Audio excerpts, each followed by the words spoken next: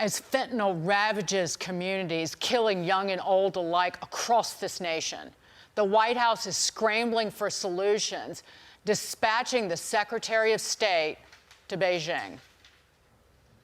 We've advanced our cooperation on fentanyl and other synthetic drugs, the number one killer of Americans between the ages of 18 and 45.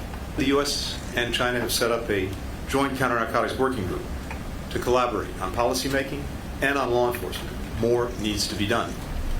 In my discussions, I underscored the importance of the PRC taking additional action, in particular by prosecuting those who were selling chemicals and equipment used to make fentanyl. Don't worry, he underscored. Under Biden, diplomatic discussions have resulted in very little progress in halting fentanyl's precursor chemicals from making their way to American shores. Figures from the CDC show synthetic opioids like fentanyl resulted in more than 70,000 overdose deaths in 2021. On a rolling basis, it's north of 100,000 based on some estimates. Joining us now, former DEA Special Operations Director Derek Maltz. Derek, thank you for being here.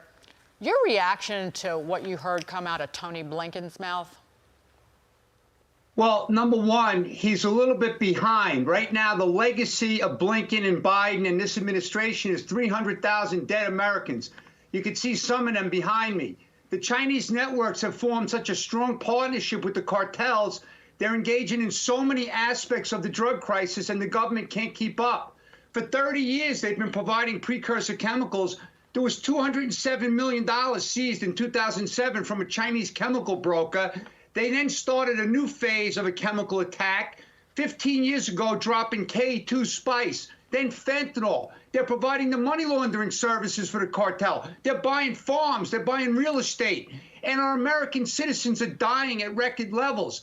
They're destabilizing America under the disguise of drug trafficking. So this administration has been asleep with this particular issue. Right. So Derek, Blinken talks about things like collaboration, like he's dealing with a good faith partner, somebody who wants to work with him.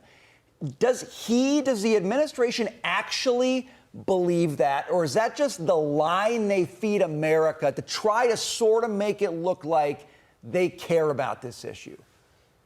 Brian, great question. I mean, right now we're in a very important election year, right?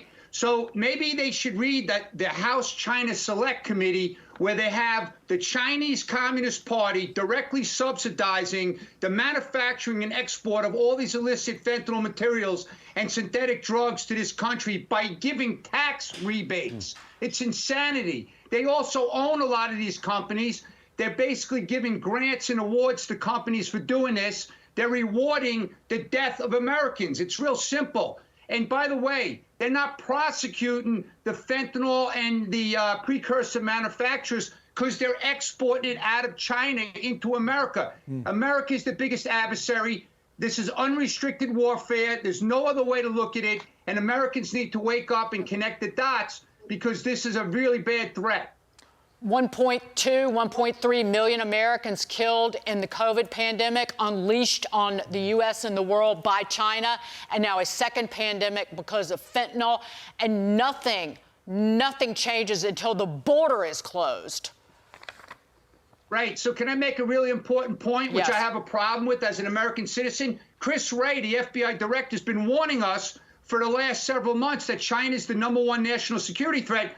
But does he talk to the president? Because they're letting in 4,000 Chinese nationals every single month now for this fiscal year. They're setting up super grow pot operations all over the country, 270 in the state of Maine alone. And our kids are smoking this stuff, and the THC is very high. So emergency room admissions are up. We have psychosis, heart attacks, strokes increasing, mental illnesses. So they're disconnected throughout this administration, and it really is sad.